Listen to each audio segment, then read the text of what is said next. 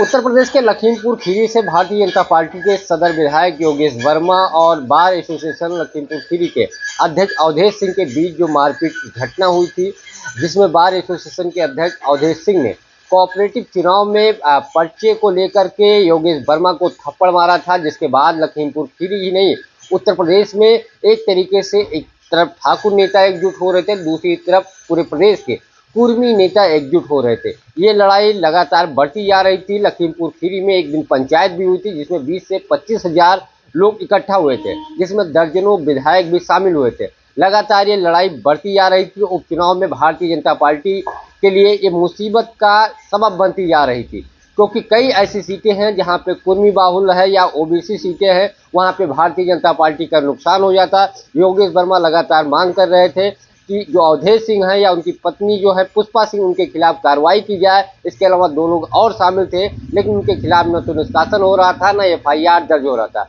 नाराज विधायक ने 2 दिन पहले अपने गनर वापस कर लिया और कल सुबह से ही लखनऊ में विधायक अपने समर्थक विधायकों के साथ डेरा डाल दिया, जिसमें 37 विधायक के साथ पहले विधानसभा अध्यक्ष सतीश महाना से मुलाकात की और कार्रवाई की मांग की। उसके बाद डिप्टी सीएम ब्रजेश पाठक से मुलाकात की और 5:30 बजे अकेले विधायक मुख्यमंत्री योगी आदित्यनाथ से मुलाकात की। उसके बाद मुख्यमंत्री को आखिरकार विधायक के ऊपर कार्रवाई के लिए संबंधित जो पुलिस प्रशासनिक अधिकारी हैं लखीमपुर खीरी को निर्देश देना पड़ा और साथ ही भारतीय जनता पार्टी के अध्यक्ष भूपेंद्र चौधरी को भी निर्णय लेना पड़ा कि जो विधायक को थप्पड़ मारा है अवधेश सिंह को, उनको पार्टी से निकाला जाए। देर शाम होते होते उनको पार्टी से बाहर कर दिया गया, यानी जिन्होंने विधायक के ऊपर हाथ उठाया था, और उनके साथ साथ 3 और लोगों को पार्टी से बाहर कर दिया। खबर यह है कि मुख्यमंत्री के आदेश पे जिन्होंने विधायक के ऊपर हाथ उठाया था, उन 4 लोगों पे अवधेश सिंह सहित मुकदमा दर्ज किया गया है 506, 504 और 323 में। और ये भी मुख्यमंत्री ने भरोसा दिलाया है कि जांच में धाराएं और बढ़ाई जा सकती है। योगेश वर्मा ने देर शाम फेसबुक पे पोस्ट करते हुए भारतीय जनता पार्टी के नेतृत्व और सरकार का धन्यवाद दिया सपोर्ट करने के लिए। दूसरी तरफ जिस तरीके से खास तौर पे एक वर्ग के, खास तौर पे कुर्मी वर्ग के प्रदेश के विधायक एकजुट हो रहे थे, सपा के भी कई सांसद और विधायक योगेश वर्मा के सपोर्ट में आ गए थे, जो उनकी जात से ताल्लुक रखते थे। ये लड़ाई लगातार बढ़ती जा रही थी, क्योंकि लोकसभा चुनाव में जिस तरीके से बैकवर्ड वोट गठबंधन के साथ गया है, उसको देखते हुए चीज़ें अब और बीजेपी के लिए मुसीबत का सबब बनती नजर आ रही थी।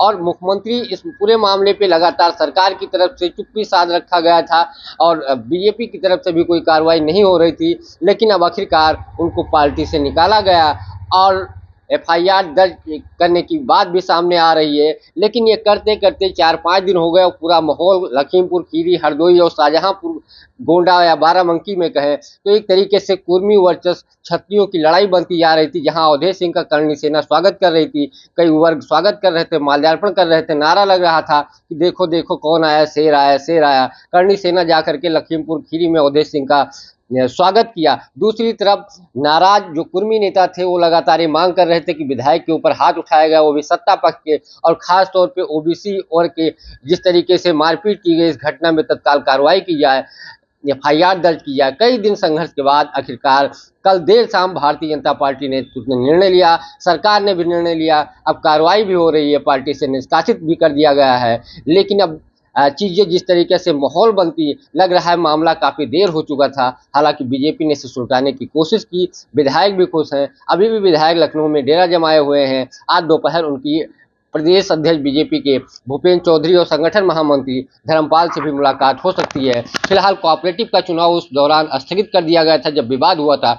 अब देखना नई डेट आती है तो क्या होगा। लेकिन इस घटना के बाद उत्तर प्रदेश में एक बार फिर से क्षत्रिय बनाम ओबीसी की जो राजनीति थी वो तेज हो गई है।